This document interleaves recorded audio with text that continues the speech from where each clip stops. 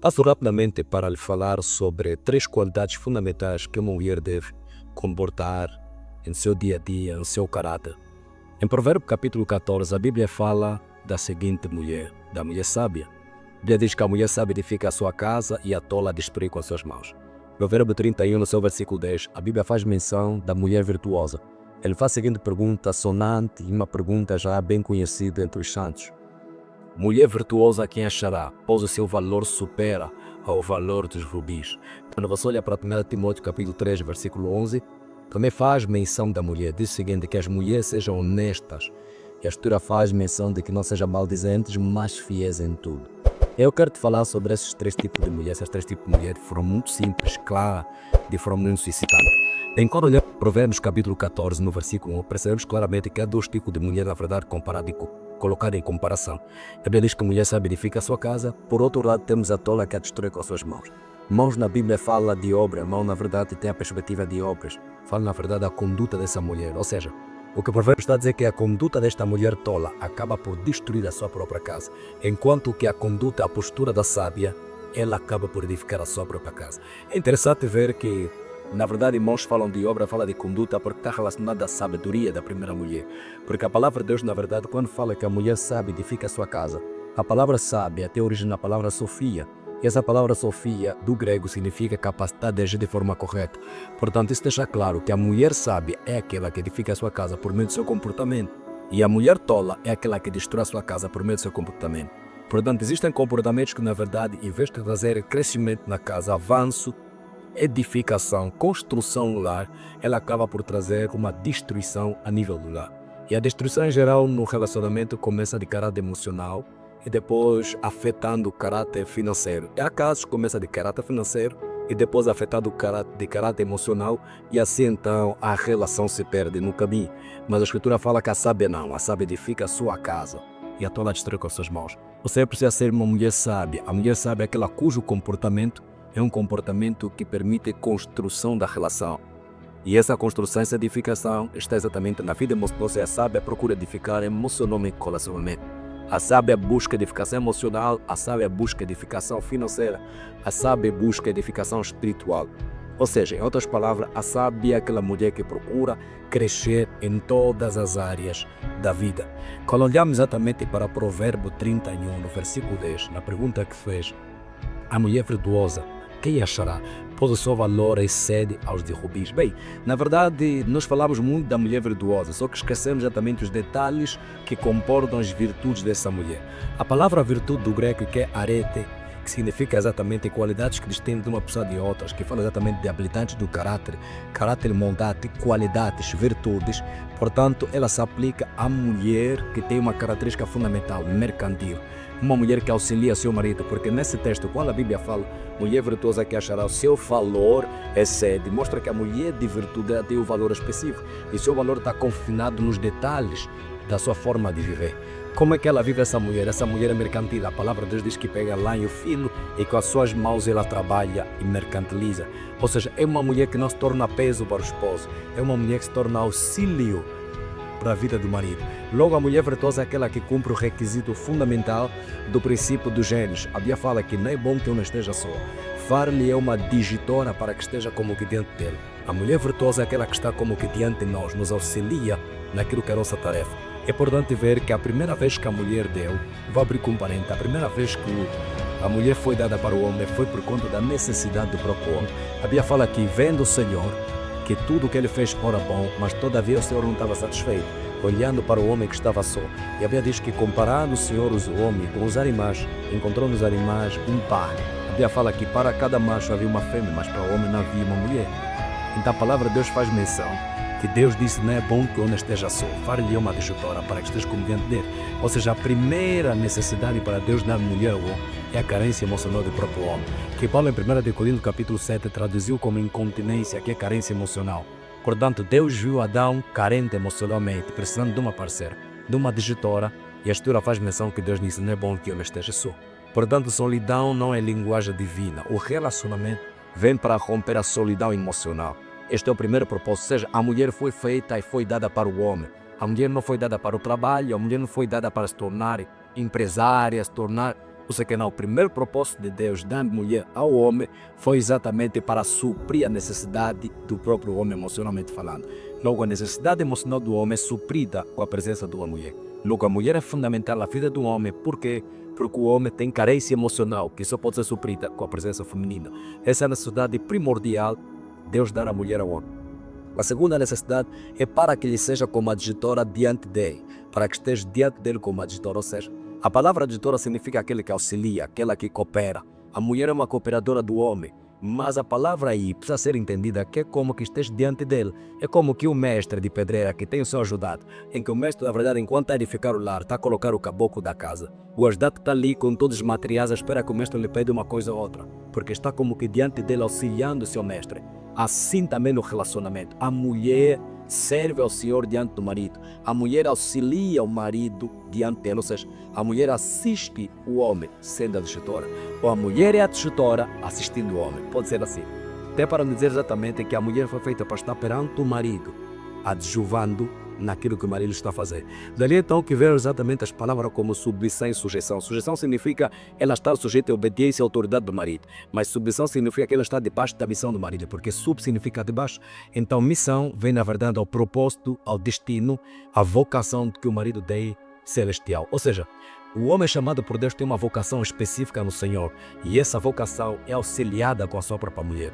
A mulher é adjudante do marido, assistindo na sua frente. A mulher é sujeita à obediência à autoridade do marido, mas ela é submissa, ou seja, ela se compromete e se alinha à missão do próprio marido. Por essa razão, a primeira necessidade de Deus dar mulher ao homem é exatamente que suprir a necessidade do homem. A segunda razão de Deus dar mulher ao homem é exatamente para que essa fosse como adjutora debaixo da missão que o homem recebeu da parte do Senhor. Portanto, isso comporta virtudes. Por isso é que no Provérbio capítulo 31, versículo 10, quando fala da mulher virtuosa, no versículo 11 começa logo a explicar o que é que ela faz. Fala que ela é um comerciante, fala que seu marido tem o prazer nela. Por quê? Porque até o próprio marido é louvado lá na rua por conta da sua esposa. Então a palavra diz que o prazer do marido está na sua esposa. Por quê? Por conta da maneira como ela se procede diante do marido. Virtudes, na verdade, são qualidades que distinguem uma mulher da outra. Se você quer ser mulher virtuosa, você precisa começar a cultivar qualidades que te distinguem de uma pessoa ou de uma mulher de você. Não é virtuosa aquela mulher que vive de qualquer maneira. Não é virtuosa aquela mulher que consome qualquer tipo de conteúdo nas redes sociais, qualquer tipo de conteúdo a nível da internet, qualquer tipo de conteúdo a nível da televisão, da Globo, a nível da Zap. Ou seja, existem na verdade conteúdos que acabam por deformar, que acabam por afetar a tua postura como mulher virtuosa, que acaba na verdade a afetar o teu caráter como mulher virtuosa. Portanto, virtude se busca, virtude se cultiva, virtude se trabalha. E para que na verdade seja uma mulher virtuosa, você precisa começar a trabalhar no teu caráter as virtudes de uma mulher. Ou seja, repito, olha, a Bíblia fala mulher virtuosa, quem achará, mostra claramente que não é fácil, é difícil, na verdade, no aglomerado de mulher encontrar uma mulher virtuosa. Por isso é que a pergunta é quem achará, porque é raro. Por que é raro? Porque virtude são qualidades que distinguem pessoas especiais da maioria.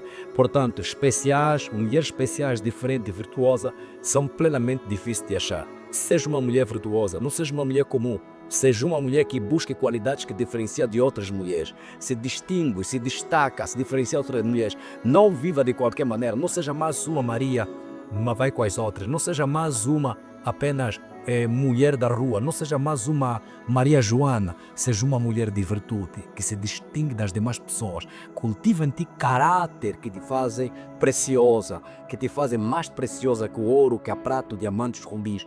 É isso que a Bíblia fala. Mulher virtuosa que será, porque o seu valor excede da prata, do ouro, dos rubis. Ou seja, a mulher virtuosa é melhor do que riquezas. Mulher virtuosa é melhor do que grajear bens dessa terra. Porque uma mulher virtuosa é a melhor coisa que se pode fazer. Outra mulher, na verdade, que eu quero partilhar consigo, tem 1 Timóteo capítulo 3, versículos, conforme fiz menção no princípio do vídeo, onde a Bíblia fala que as mulheres sejam honestas. A Bíblia diz que Paulo recomendava a Timóteo sobre várias formas de como devesse proceder na igreja. Diz o seguinte: diga às mulheres que sejam honestas. A palavra, na verdade, honesta, é exatamente do sentido de ser sincera. A Bíblia fala não maldizentes e fiéis em tudo. Na verdade, aqui está falando de uma mulher que tem, na verdade, o desejo de exercer o ofício de servir ao Senhor, o ofício de diaconato, né? O desejo de servir ao Senhor.